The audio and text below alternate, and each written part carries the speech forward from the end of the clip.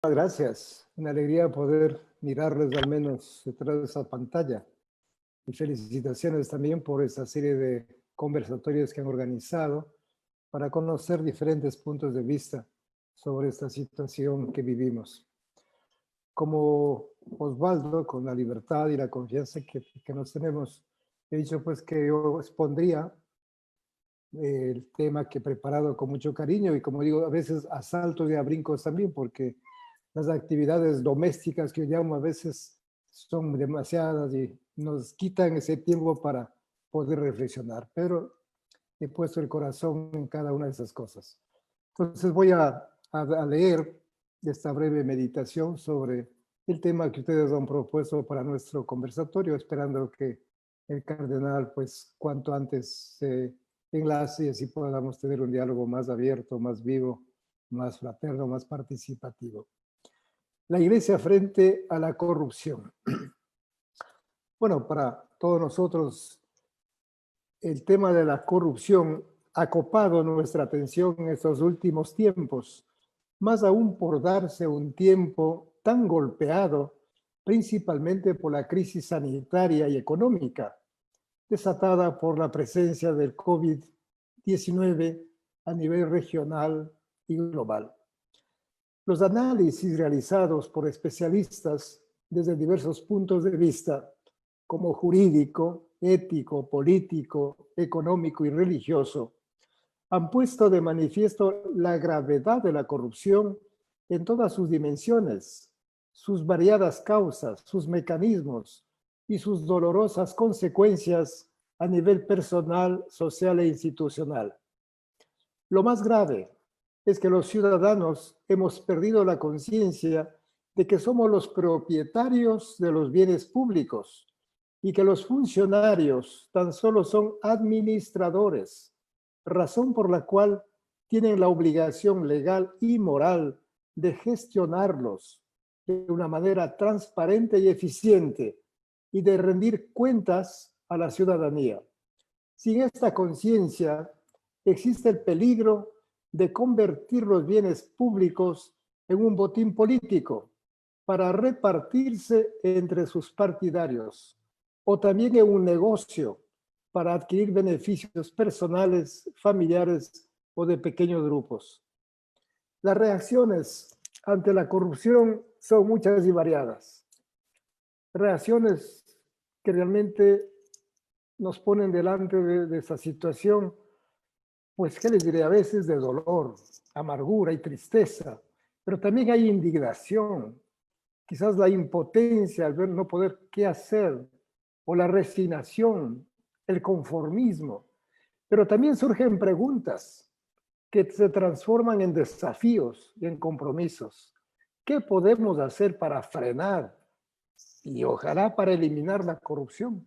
Entonces hay una actitud también positiva, activa, y creo que nosotros estamos en esa corriente de que no podemos quedarnos con los brazos cruzados ante la corrupción.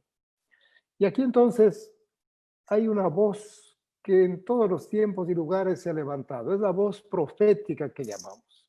Entonces ya como iglesia, ante la corrupción, estamos llamados a levantar esa voz profética. Y aquí quisiera hacer un breve recorrido, por supuesto muy rápido, o breve como acabo de decir, y algunos ejemplos de los profetas que encontramos para comprender mejor cuál es nuestra posición como iglesia. La profecía, como bien sabemos, abarca siempre sus dos aspectos, el anuncio y la denuncia. El anuncio se centra en los valores como el amor, la verdad, la justicia, la honestidad, la bondad, la libertad, la igualdad y la paz.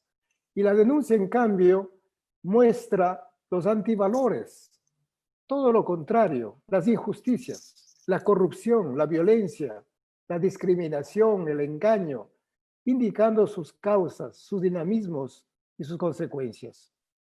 El anuncio y la denuncia, por su parte, son inseparables, como las dos caras de una misma medalla. ¿Qué sucede si se aísla a un aspecto de otro? Si se separa, se corre el riesgo de concentrarse o centrarse en uno de ellos. o solo en el anuncio o solo en la denuncia. Si nos quedamos solo en el anuncio, podemos construir en nuestra imaginación un mundo idílico, un mundo desconectado de la dura realidad que viven muchas personas. Pero también, si nos centramos solo en la denuncia, podemos perder el horizonte de la vida y terminar envueltos en un mundo lleno de pesimismo, de indignación, de impotencia y de críticas sin soluciones ni resultados. Los profetas, tanto del Antiguo como del Nuevo Testamento, pues anuncian un cielo nuevo, una tierra nueva, pero también denuncian las calamidades del pueblo. Por otra parte, sabemos que los profetas no son activistas políticos ni predicadores profesionales. Dios los llama de una forma individual y sin ningún aval humano. Por este motivo, su mensaje no siempre es bien recibido. Más aún, el criterio para distinguir al verdadero del falso profeta será siempre la aceptación o el rechazo. La adulación del falso profeta es bien recibida, al tiempo que molesta la verdad del profeta auténtico. La misión de los profetas, sabemos también, no es tanto social, sino eminentemente religiosa. ¿Y cuál es? Mantener la fe del pueblo, su fidelidad a la alianza con Yahvé. Por ello luchan contra la idolatría que está presente en el pueblo, unas veces de una forma explícita y otras de un modo muy sutil. Sin embargo, su posición religiosa es inseparable de la justicia hacia los pobres, de tal forma que la denuncia social forma parte del mensaje religioso. Además, los profetas no hablan de limosna, ellos hablan siempre de justicia y lo hacen en nombre de los que no pueden defenderse. En varias ocasiones se menciona al justo, es decir, aquel, incluso pudiendo, no está dispuesto a apartarse de Dios para defenderse. A modo de ejemplo, veamos rápidamente algunos textos de los profetas Amós e Isaías. Son, digamos, los dos principales, pero todos los profetas encontramos los rasgos anteriores. Amós, por ejemplo, es un pastor de Judá. Él dice que no es profeta ni hijo de profeta. Y él va a un país vecino a hablar en nombre de Yahvé. Y ahí les echa en cara su idolatría, la corrupción. Les anuncia el castigo divino. Pero también les dice que eso no durará para siempre. Aquí viene el anuncio. ¿Por qué? Porque hay una promesa, y la promesa es de Dios de restaurar a su pueblo. Su voz entonces se levanta en contra de los abusos de poder, de la opresión de los pobres. Su voz también está contra de aquellas mujeres ricas que banquetean mientras abusan de los pobres, en contra de la idolatría, del culto que no va acompañado de la justicia. Va a denunciar fuertemente a la hipocresía religiosa. Isaías igualmente está en esa misma línea. Él se presenta ante el rey para disuadirle de un pacto que podría poner en peligro la alianza con Yahvé, pues estaba convencido de que si Dios había fundado Sión, se bastaría para su defensa. Pero el pueblo judío había olvidado la alianza con Dios y pretendía aliarse con los pueblos que controlaban su entorno geográfico, buscando ¿qué cosa? Su seguridad. En Judá asimismo había una élite económica que se permitía muchos lujos. En ese contexto es que Isaías denuncia la hipocresía religiosa, la corrupción, el lujo y la frivolidad. Pero también dice, ¿y cuáles son los planes de Dios? La destrucción no será la última palabra. Tendrán siempre una segunda oportunidad. Y aquí viene el anuncio de esperanza, cuando habla de que un vástago del tronco de Jesé, es decir, otro hijo, otro David, será el que salve. En esta misma dirección encontramos también a muchos profetas, solamente por decir el nombre, Natán, que reprocha al rey David. También el profeta Elías, que censura la prepotencia asesina de Jezabel y de tantos otros. Luego llegamos al Nuevo Testamento rápidamente, como ven, y ahí nos encontramos con Jesús, que es el profeta por excelencia. Jesús es fiel a la voluntad de su Padre y al pueblo. En nombre de esta fidelidad, se enfrenta con las autoridades civiles y religiosas que se han creado sus propios dioses y en su nombre atentan contra el derecho de los pobres, de los pecadores, de los enfermos, de las mujeres, de los niños y extranjeros. Por eso Jesús no duda en llamar a los que abusan del poder religioso raza de víboras, sepulcros blanqueados. Pero Jesús no solo denuncia el pecado del pueblo, sino que anuncia la cercanía del reino de Dios, en forma de misericordia, de compasión, de perdón, de justicia, de salud, de salvación. Entonces, por eso Jesús tiene estas dos características. Estos textos nos permiten tener una idea del modo de actuar de los profetas. Por un lado, denuncian el pecado de la idolatría y sus consecuencias en la vida personal y social, y por otro, anuncian la promesa de restauración de parte de Dios a quien se convierte de corazón. Pero volvemos a la pregunta, ¿qué hacer ante el mal moral? ¿Qué hacer ante el mal espiritual? Y las respuestas, lamentarse, indignarse, resignarse, ¿qué hacer?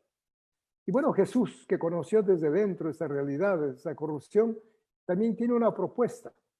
A lo mejor nos puede desconcertar, pero Jesús se vale de algunas parábolas para proponernos cómo deberíamos obrar ante esa realidad. Y aquí tenemos una de las parábolas que hemos estado reflexionando últimamente, la parábola del trigo y la cizaña, y también la parábola de la red lanzada al mar. ¿A qué nos invita? Ustedes recuerdan rápidamente la parábola del trigo y la cizaña. Hay unos trabajadores que dicen, Señor, permítanos ir a arrancar la cizaña cuanto antes. Y la cizaña sabemos que es el símbolo del mal, de la corrupción, de la injusticia. Permítanos arrancar esto. Y el dueño dice, no, porque puede ser que al arrancar la cizaña, pues también echen a perder la cosecha del trigo. Entonces ahí entramos en este juego de la paciencia de Dios, la paciencia histórica, que no es pasividad, no es resignación, no es indiferencia, no es complicidad de ninguna manera, sino ahí entra pues ese misterio del respeto supremo a la libertad humana, ese respeto profundo a la persona. Y eso es lo que a veces nos desconcierta, nos desmorona. ¿Cuánto quisiéramos que ese Dios, a veces que tenemos en la mente justiciero, vengativo, que arrase, que acabe con todos los corruptos? Y la gran pregunta justamente que muchos se hacen es, ¿por qué no actúa Dios? ¿O qué hace Dios?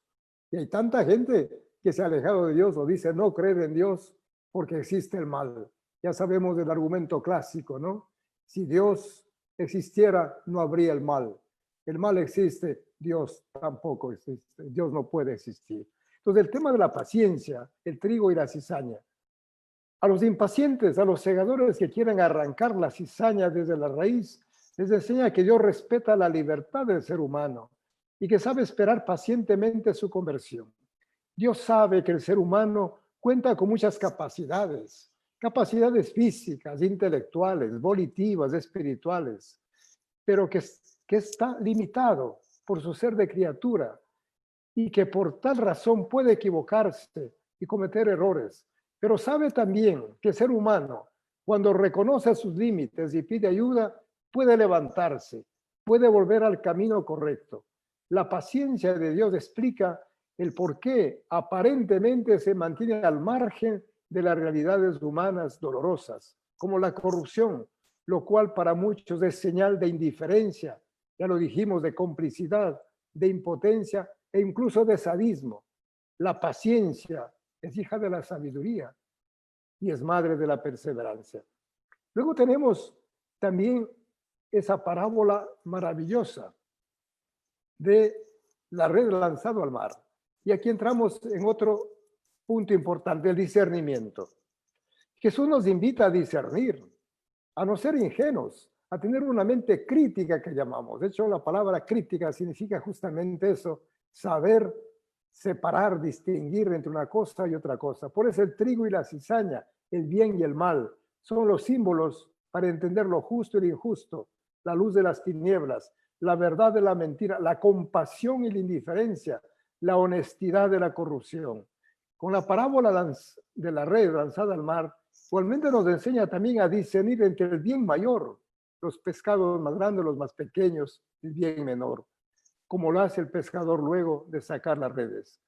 El discernimiento que insiste tanto el Papa Francisco. ¿Cómo nos cuesta a veces a nosotros aceptar? ¿Cómo quisiéramos respuestas rápidas, fáciles, contundentes, radicales? Y el Papa dice, hay que discernir, hay que pensar, hay que ver cómo podemos obrar de una circunstancia u otra. Y eso significa tiempo, eso significa reflexión. De tal manera que el discernimiento abarca esas dos acciones inseparables, distinguir y elegir.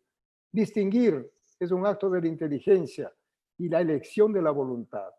Pero para que la mente pueda distinguir si una cosa es buena o mala, o si es un bien superior o inferior, necesitamos de criterios o principios iluminadores. Y para nosotros, a la luz de la fe, es la palabra de Dios. También tenemos una doctrina social que deberíamos conocerla más, profundizarla, porque ahí sacamos los criterios para poder distinguir y elegir. Y entramos entonces ya a la iglesia, esta iglesia profética. También es una síntesis, porque son tantos siglos, hay tantos nombres de personas, hay tantos nombres de instituciones que han levantado esa voz profética. La iglesia a lo largo de los siglos, siguiendo las huellas de los profetas del Antiguo y Nuevo Testamento, ha llevado adelante su misión profética.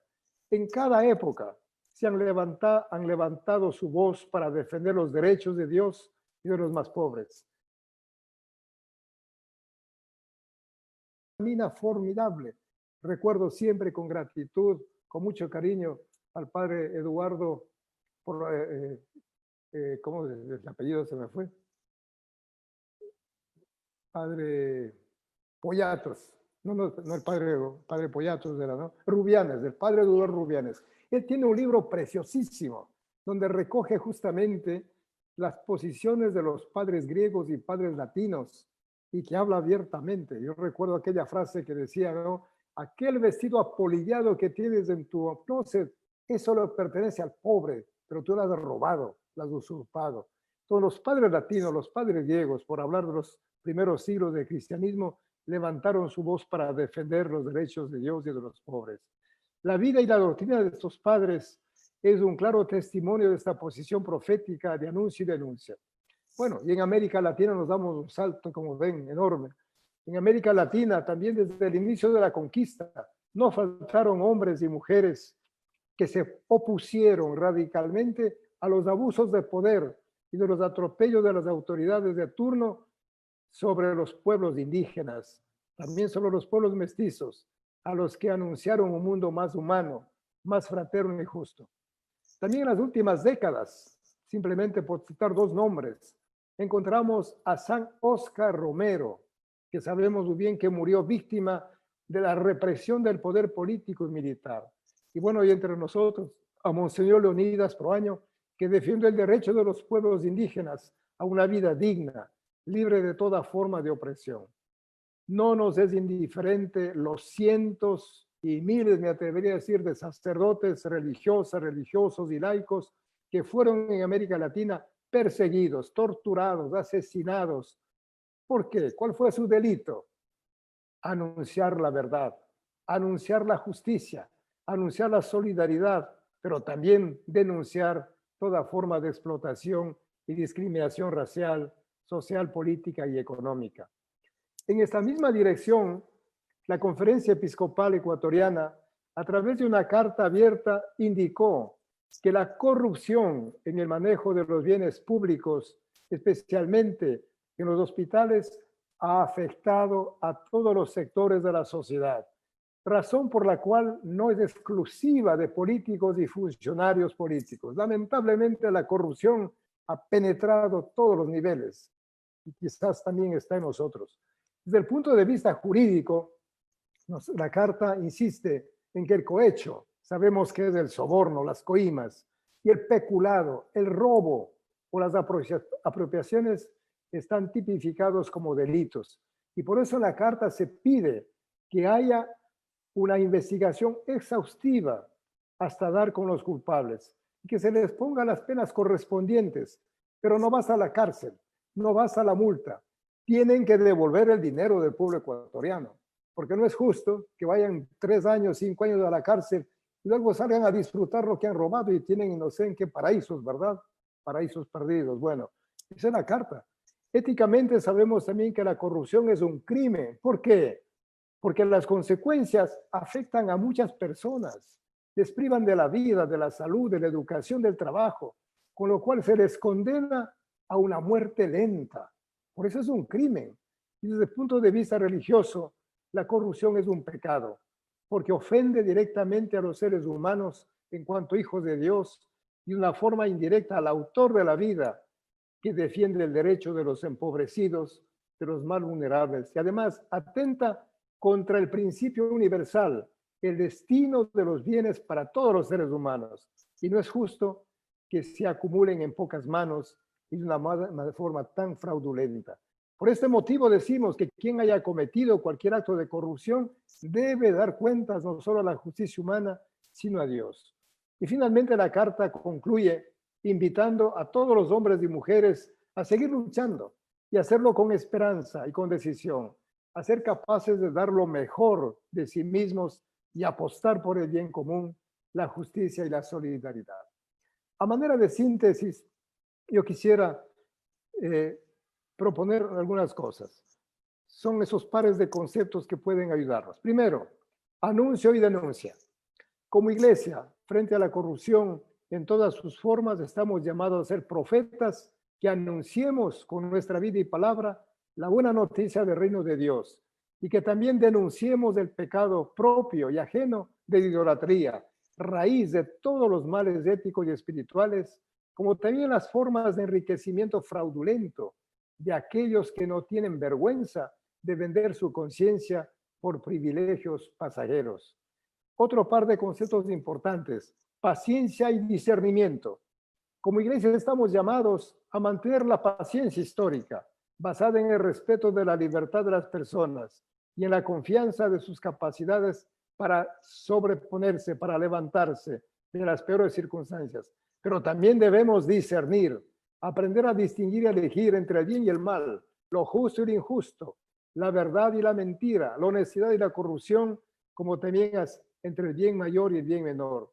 Para ello tenemos los criterios, como había dicho, la palabra de Dios, los evangelios y la doctrina social de la iglesia. Y finalmente hay dos conceptos importantes: la ética y la espiritualidad, que tienen que estar juntos. Entre nosotros se ha instaurado una ética y una espiritualidad subjetiva e individualista. ¿En qué consiste? Todo es bueno si te hace sentir bien, no más. No importa los medios que uses para lograrlo. Pero la ética no se reduce únicamente al campo del individuo, a lo que él piense, siente, desea o quiera, sino tiene que ver con las personas, con la naturaleza, con los otros. Y para los creyentes también tiene que ver con Dios. La ética tiene que preocuparse por el bien de todas las personas que nos rodean, y particularmente de las más vulnerables. Por eso hablamos de una ética social, una ética política, una ética en economía, una ética laboral, que tiene que ver con la justicia, la honestidad y la solidaridad. La ética no pertenece al campo exclusivamente privado e individual, tiene esa dimensión social. En el campo de la espiritualidad, ha tomado fuerza también lo que ya desde muchos años se viene denunciando, ese espiritualismo individualista, que fomenta una relación muy privada e íntima con Dios, desconectada de la vida cotidiana. En ese sentido, varios documentos, pensemos en Puebla, pensemos ya en Medellín, ya señalaban que existe esa separación o ese divorcio entre la fe y la vida. Muchos cristianos, de este modo, no logran integrar los valores éticos y espirituales en la vida familiar, en la vida social, política y económica. Esta separación explicaría el por qué muchas personas que nos decimos cristianos y que inclusive vamos al templo para alabar, bendecir y suplicar a Dios, en la vida pública obramos de una manera contraria a esos principios éticos y espirituales. Necesitamos por eso promover una ética y una espiritualidad integral que abarque todas las dimensiones del ser humano: personal, familiar, social y política. Gracias, hermanos, por su atención y podemos abrir el diálogo con mucha libertad, pues comentarios, en fin, toda la dinámica que ustedes lo mantienen. Un abrazo.